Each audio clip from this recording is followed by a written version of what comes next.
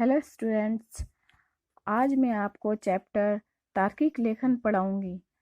तार्किक लेखन में है उद्देश्य, प्रस्तावना, तार्किक लेखन का तात्पर्य, तार्किक लेखन की प्रक्रिया। इसके अंतर्गत आती है प्रक्रिया की व्याख्या, कार्य कारण संबंध, कथन के समर्थन में तर्क, उदाहरणों का महत्व। नेक्स्ट, तुलना और अंतर, वर्गीकरण, पुनर्कथन, विश्लेषण। अब तार्किक लेखन में है प्रस्तावना। प्रस्तावना में तार्किक लेखन का मुख्य उद्देश्य सिर्फ वर्णन करना या विवरण देना और समझना नहीं है, बल्कि उन तथ्यों और विचारों, विश्वासों को क्या, क्यों और कैसे के माध्यम से समझाना भी है।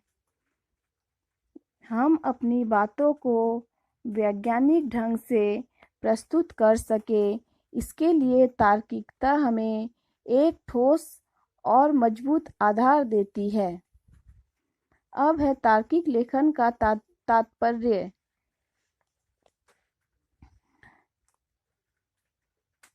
तार्किक लेखन का अर्थ है तर्क को कसौटी बनाकर लेखन कार्य से जोड़ना। तार्किक लेखन को समझने से पहले उसके थोड़े इतिहास को समझ लेना होगा। जैसे मध्ययुग में तार्किक बोध का विकास उस तरह का नहीं था जिस तरह आधुनिक काल में हुआ। उदाहरण के लिए रामचरितमानस की रचना मध्ययुग में हुई थी।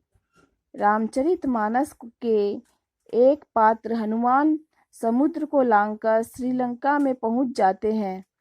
ये सब आप सभी जानते होंगे।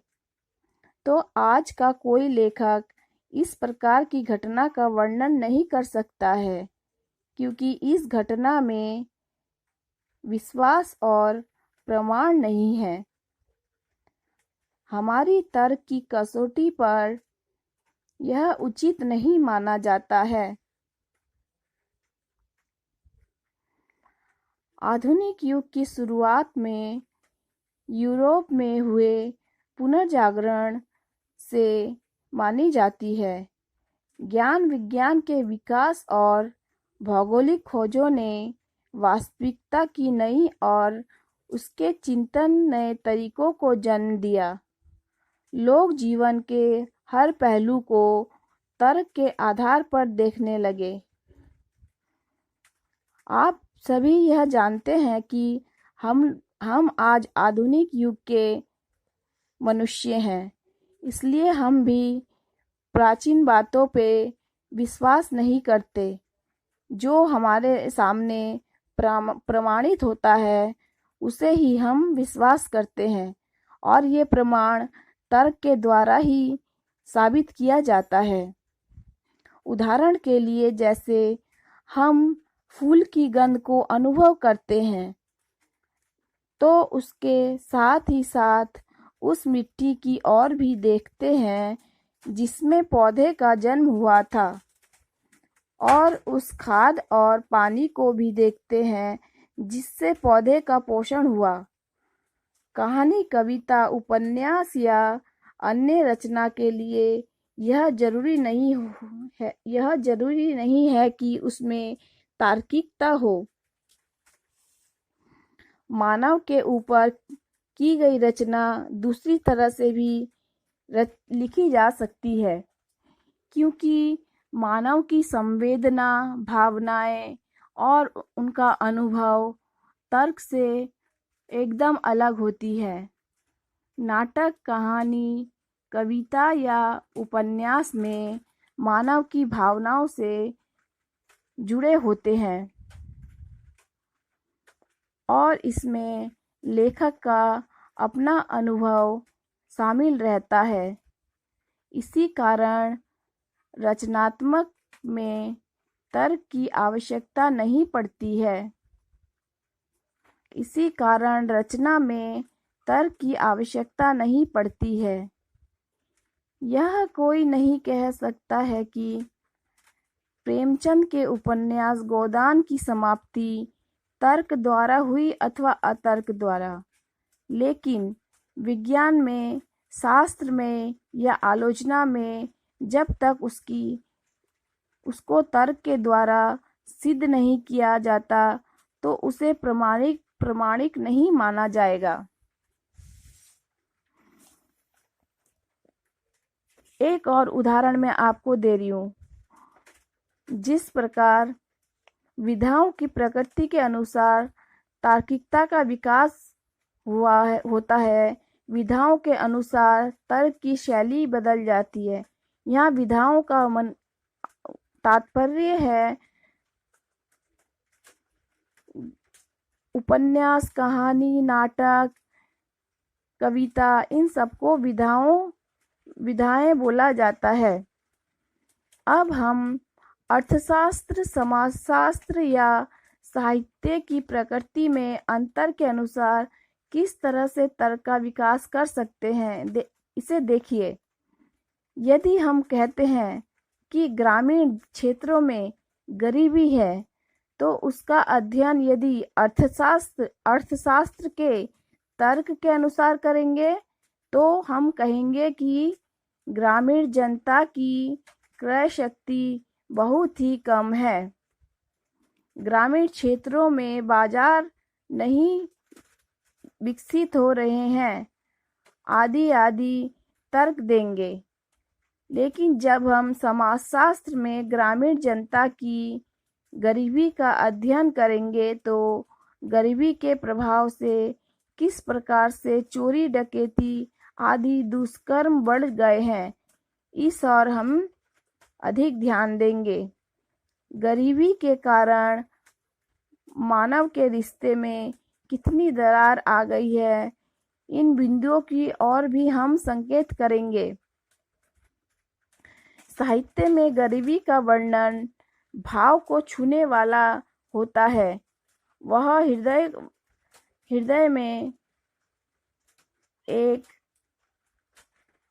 हृदय को स्पर्श करने वाला होता है।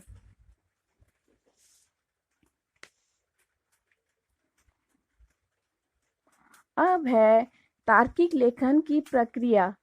तार्किक लेखन की प्रक्रिया कैसे करते हैं?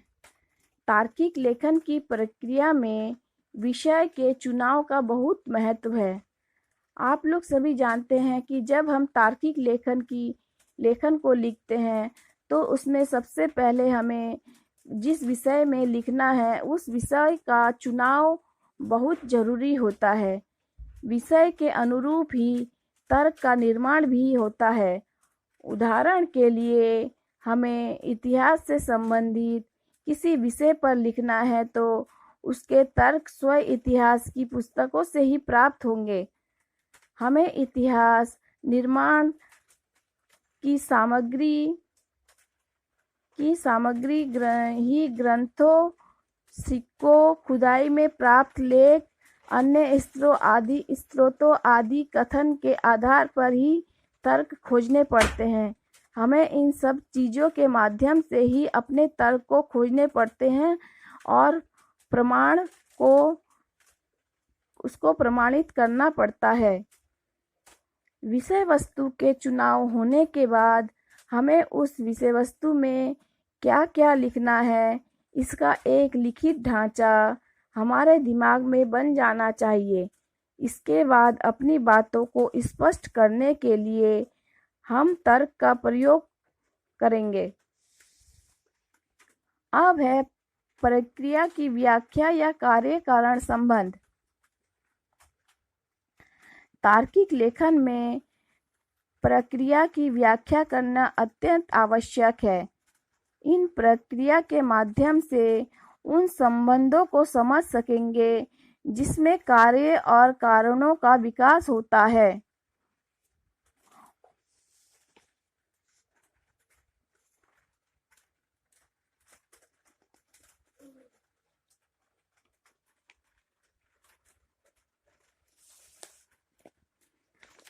अब है उदाहरण। जैसे सामाजिक असंतोष सामाजिक आंदोलन की प्रारंभिक अवस्था को प्रतिबिंबित करती है। लगभग सभी सामाजिक आंदोलन का आधार सामाजिक असंतोष से होता है।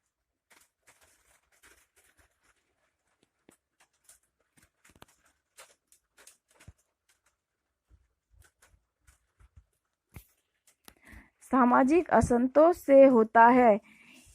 इसके परिणाम स्वरूप सामूहिक तनाव बनने लगता है। इस अवस्था के उपरांत द्वितीय अवस्था आती है, जिसमें समाज में सामूहिक उत्तेजना दिखाई देती है। जब लोग यह महसूस करते हैं कि उनकी समस्या समान है, कुछ विशिष्ट सामाजिक स्थितियों को विपत्ति के मूल कारण के रूप में पहचान लिया जाता है। तो आपने देखा, इस पूरे उदाहरण में एक प्रक्रिया को पाते हैं। आंदोलन का विकास धीरे धीरे हुआ। 4 चरण में एक के बाद एक विकास होता गया। प्रारंभिक वाक्य सीधा विषय से संबंधित है। अब इसके कार्य कारण संबंधों की व्याख्या करते हैं। आंदोलन की प्रारंभिक अवस्था सामाजिक असंतोष है। इसके कारण सामूहिक तनाव बढ़ता है। सामूहिक तनाव के फलस्वरूप लोगों को लगता है कि समस्या समान है। सामाजिक असंतोष के कारणों का पता लगाया जाता है। फिर पुनः आंदोलन चलाने के लिए औपचारिक व्यवस्था की जाती है। इसके बाद आंदोलन एक संस्थान बन जाता है और अंत में आंदोलनों को सामाजिक मान्यता मिल जाती है। अब है कथन के समर्थन में तर्क। जब हम लिखते हैं तो हमारा कोई न कोई उद्देश्य अवश्य होता है। हमें अपने उद्देश्य को साबित करने के लिए एक तर्क देना जरूरी होता है। जब हम कोई बात लिखते हैं, उसके उद्देश्य को हम तर्क से प्रमाणित करते हैं। अपनी बात को जब तर्क के द्वारा साबित करते हैं तो वह और अधिक विश्वसनीय हो जाती है। हम बात को कई तर्कों से प्रमाणित कर सकते हैं। बात और तर्क का सीधा संबंध होता है। इससे पाठक को हम अच्छी तरीके से समझा सकते हैं। अब है उदाहरणों का महत्व। तार्किक लेखन में उदाहरणों के प्रयोग से बातों की प्रामाणिकता दिखाई देती है। बातों को तर्क के द्वारा ही पूरा करना तार्किक लेखन का एक आसान तरीका होता है। अधिक उदाहरणों का प्रयोग नहीं करना चाहिए, क्योंकि इसकी अधिकता से कभी-कभी मूल प्रश्न ही गायब हो जाते हैं। उदाहरण हमेशा सटीक होना चाहिए। अब है तुलना और अंतर। तुलना और अंतर में हम पढ़ेंगे तार्किक लेखन में तुलना और अंतर द्वारा बात को स्पष्ट करने की युक्ति का प्रयोग किया जाता है। दो बातों में जब समानता होती है तो दोनों के बीच की तुलना की जाती है। तुलना करने पर उनका स्वयं अर्थ स्पष्ट हो जाता है। तुलना की पहली शर्त समानता है। समानता ही तुलना का आधार है। तुलना करके और उसके अंतर निकालकर तर्क को अधिक स्पष्ट रूप में रखा जा सकता है। तुलना गुण के आधार पर हो सकती है, परिस्थितियों के आधार पर भी हो सकती है और घटनाओं के आधार पर भी हो सकती है। अब है वर्गीकरण। वर्गीकरण में अपने तर्क को पूरी तरह से प्रस्तुत करने के लिए वर्गीकरण की आवश्यकता होती है। वर्गीकरण का अर्थ है किसी भी सेंटेंस को, किसी भी बात को अलग अलग भागों में बांटना। वर्गीकरण का मुख्य उद्देश्य है कि जो कुछ भी हम कहते हैं या लिखते हैं वह सभी एक क्रम में होना चाहिए। यदि हमें मानव शरीर की रचना करनी है या उसकी बनावट का अध्ययन करना है तो पहले उसको विभिन्न अंगों में बांटकर क्रम से उसका अध्ययन करेंगे। अगर पहले सिर का अध्ययन करने के बाद सीधे पैर की तरफ पैर का वर्णन करेंगे तो इसका फर्क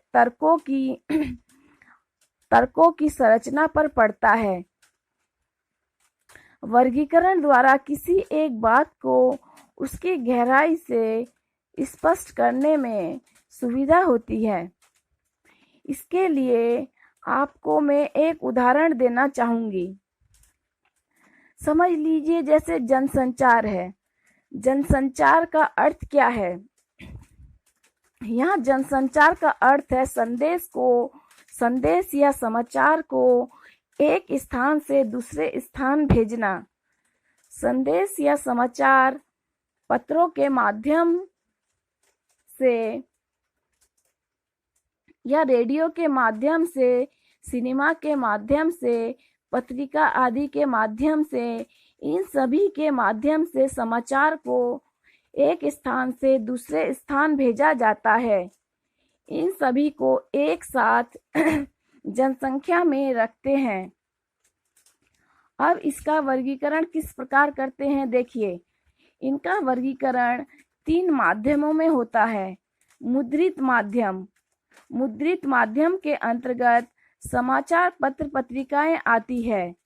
श्रव्य माध्यम के अंतर्गत रेडियो को रखते हैं। और तीसरा है दृश्य माध्यम में हम सिनेमा या टेलीविजन को रखते हैं। अब इनको वर्गीकरण करने के बाद इनका क्रम से अध्ययन किया जाता है। अब है पुनर्कथन। पुनर्कथन का अर्थ है एक ही बात को बार बार दोहराना। तो पुनर्कथन में एक ही बात को बार बार दोहराया जाता है। तार्किक लेखन में भी किसी विशेष बात को बार बार दोहराकर उस पर अधिक बल दिया जाता है। अब है विश्लेषण। तार्किक लेखन के अंत में हमें विश्लेषण की जरूरत होती है। विश्लेषण हमें कुछ तकनीक सिखाता है, जैसे हम विषय को किस प्रकार से प्रस्तुत करें, इसके प्रत्येक भाग को किस प्रकार से विवेचना करें। इस तकनीक के विस्तार से वर्णन हमने कथन के पक्ष में तर्क, तुलना और अंतर तथा वर्गीकरण का विवेचन किया। विश्लेषण से हमारे ज्ञान का पता चलता है कि किसी बात को हम कितनी स्पष्टता से पाठक को समझा सकते हैं।